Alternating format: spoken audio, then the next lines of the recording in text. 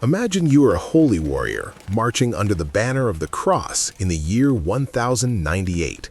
You have survived the scorching heat of the desert and the bloody battles of Antioch only to face a new enemy.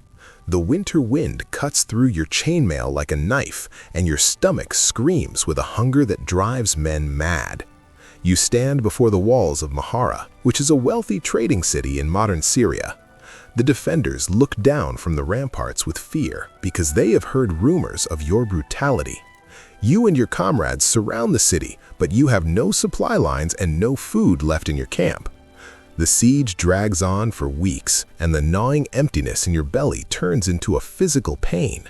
You scour the dry fields for roots or seeds or even insects just to put something in your mouth. You boil your leather boots and your belts, hoping to extract a single calorie of nutrition from the animal hide.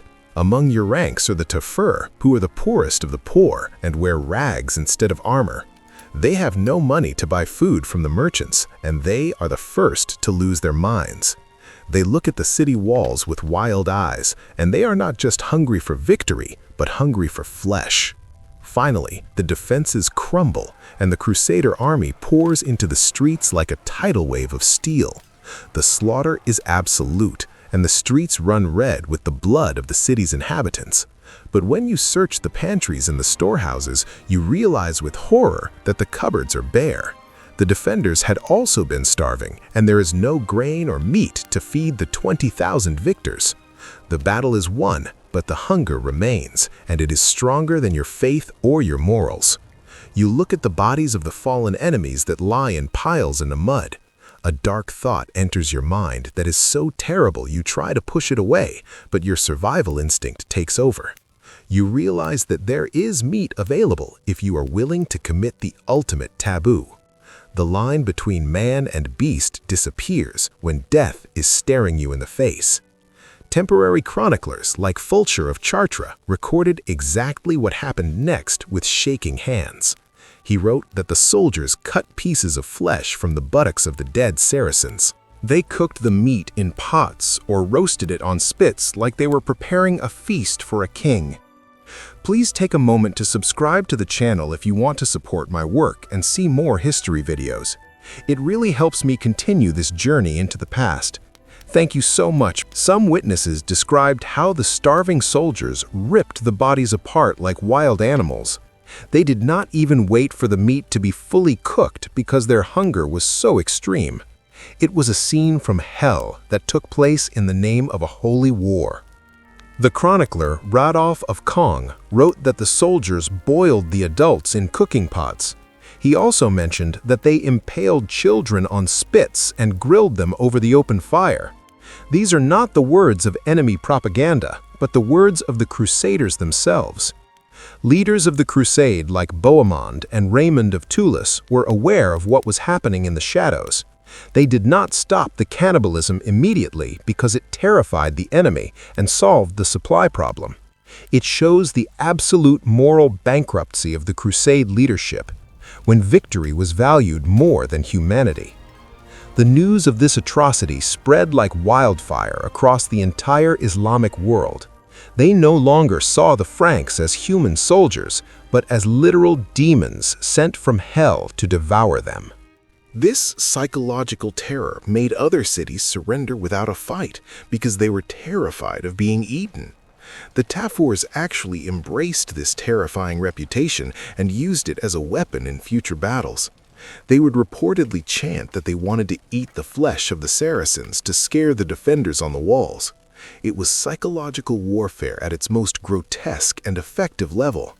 Some soldiers tried to justify their actions by claiming that they were acting like dogs because they were treated like dogs. Others argued that God had provided the bodies of the pagans to sustain his army in their time of need. It was a twisting of religion to justify an act that violates the most basic law of human nature. I have a difficult question for you to answer in the comments below. Regarding this topic, do you think you would maintain your morals in the face of starvation, or would you do whatever it takes to survive?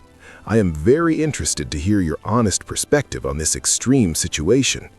This dark chapter created a permanent scar between the East and the West that has never fully healed. In the Arab world, the Crusades are remembered not as a romantic quest, but as a barbaric invasion of cannibals. The memory of Mahara is still cited today as proof of the savagery of the European invaders. We must also consider the physical danger of consuming decaying human flesh in a time before antibiotics. The bodies were likely ridden with disease, and the act of cannibalism could have spread a plague through the camp. It was a game of Russian roulette where the meal that saved you could also kill you. When word reached the Pope in Rome, it cast a dark shadow over the supposed holiness of the mission. How could soldiers of Christ commit the ultimate sin while wearing the cross on their chests? The church tried to downplay the events later, but the letters from the front lines told the grim truth. The siege of Mahara was not just a military engagement, but a total collapse of civilization. It showed that the veneer of culture and religion is very thin when the stomach is empty. The knights who left Europe as noble warriors had turned into monsters in the Syrian desert. Psychological trauma for the survivors of the Crusade must have been immense. How do you go back to your farm in France and live a normal life after you have eaten human flesh? It is a secret that many veterans likely took to their graves in shame. Historians have debated for centuries whether this was a systematic act or the desperate madness of a few, but the sheer number of independent sources confirms that it was widespread enough to be noticed by everyone. It was a collective failure of humanity on a massive scale. The incident also highlights the terrible logistics of medieval warfare. Moving an army of thousands across a hostile continent without a supply chain was a recipe for disaster.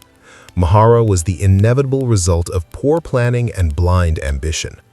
Meeting the harsh reality of winter, we often romanticize the Crusades with images of shining armor and chivalrous duels. We forget the mud and the disease and the absolute desperation of the common soldier. Mahara strips away the romance and shows us the ugly and bloody face of religious war. The defenders of the city had surrendered under the promise of safety for their lives. The Crusaders broke this promise and slaughtered them before consuming their bodies. It was a double betrayal that destroyed any chance of trust between the two sides. Even the horses and the donkeys were not spared from the hunger of the army. But when the animals were gone, the soldiers looked at the humans with a predatory gaze. It is a reminder that humans are just animals at the end of the day. So the next time you read about the noble knights of the First Crusade, remember the name Mahara. Remember that behind the banners and the glory, there was a darkness that is hard to comprehend. And be thankful that you have never known a hunger that turns men into cannibals. It forces us to look into the mirror and ask what we are capable of when pushed to the edge. We like to think we are civilized, but civilization is a mask that slips when we are starving. The siege of Mahara is a warning that the beast inside us is never truly asleep. The winter of 1098 serves as a grim lesson in human psychology. It teaches us that morality is often a luxury that disappears when survival is at stake. And it reminds us that the history books are written in ink, but the reality was written in blood.